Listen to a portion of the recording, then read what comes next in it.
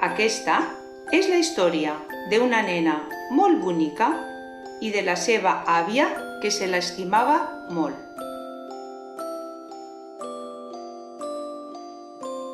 L'àvia li va fer una caputxeta de color vermell perquè no tingués fred. Des d'aquell dia, tothom li va dir la caputxeta vermella.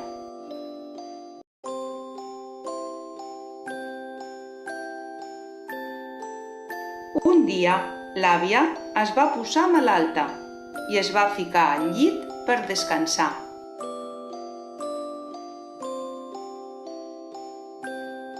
La mare de la caputxeta va preparar un cistell amb un pastís i una ampolla de llet.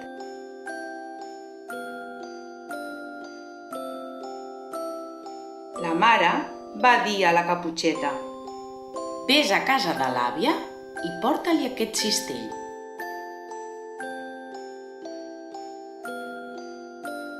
Abans de sortir de casa, la mare li va dir: «Caputxeta, al bosc no parlis amb ningú».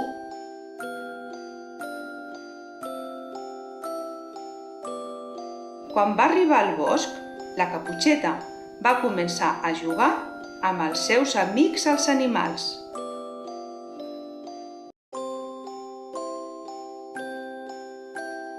Més tard va aparèixer el llop i es va acostar a la caputxeta.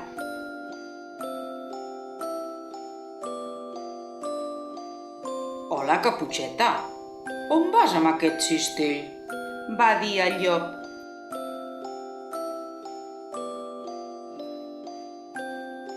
«Vaig a casa de l'àvia, que està malalta», va dir la caputxeta.